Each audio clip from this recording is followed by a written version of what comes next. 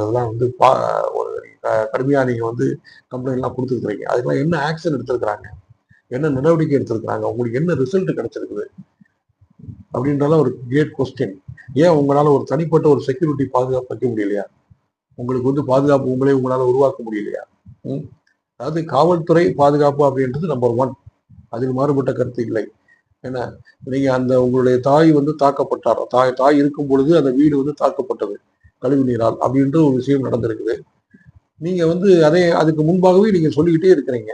அதாவது இவ்வளவு நீங்க பேசுற நீங்க, ஏன் உங்களை பாதுகாத்துக் கொள்வதற்கு உங்களுக்கென ஒரு பாதுகாப்பு வளையத்தை உங்களால் உருவாக்க முடியவில்லை?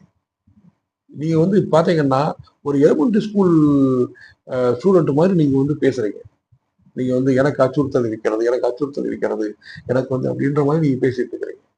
சரிங்களா? அதுவும் பாத்தீங்கன்னா, இப்பயும் சொல்றேன், அந்த உயர் அதிகாரிகள் மீது நீங்கள் கூறுகிறீர்கள். என்ன ஆதாரம் இருக்கிறது உங்களிடத்தில்? இப்போதும் நான் உங்களிடம் கேட்கின்றேன். திரு கமிஷனர் மீது நீங்க புகார் கொடுக்குறீங்க. திரு வருண் அவர் மீது புகார் கொடுக்குறீங்க. அது உண்மையாகவே இருக்கக்கூடிய பட்சத்திலும் என்ன ஆதாரம் உங்களிடத்தில் இருக்கிறது? ஆதாரம் இல்லாமல் நீங்கள் பேசினால் நீங்கள் குற்றவாளி தான் நீங்க. ஏன்னா அவங்க வந்து இப்போ இதை வந்து அவங்க ஒரு மான நஷ்ட வழக்கு போட்டா நீங்கள் வந்து நீங்கள் தான் பாதிக்கப்படுவீர்கள். உங்களிடம் என்ன ஆதாரம் இருக்கிறது? நான் இந்த மாதிரி இந்த டேப் நான் பதிவு பண்ணியிருக்கிறேன். இந்த விஷயம் இப்படி வந்திருக்குது. இதை நீங்க கொடுங்க ஃபர்ஸ்ட்.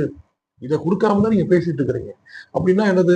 நீங்க உங்களோட எலிமெண்டரி லெவல்ல தான் நீங்க வந்து உங்களுடைய இந்த விஷயங்கள்லாம் இருக்குது. பாதுகாப்பு சம்பந்தப்பட்ட விஷயங்கள்லாம் இருக்குது அப்படின்னு தான் சொல்லணும்.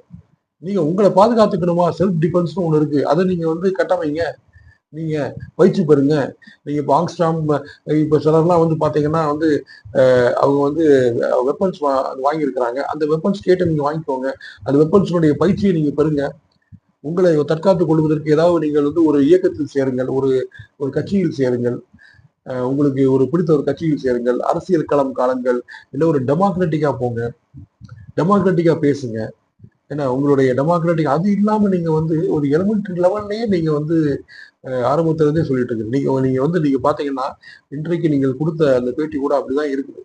என்னை வந்து கொலை பண்ணி இருக்கிறது. என்னை வந்து இந்த மாதிரி செய்யற மாதிரி எல்லாம்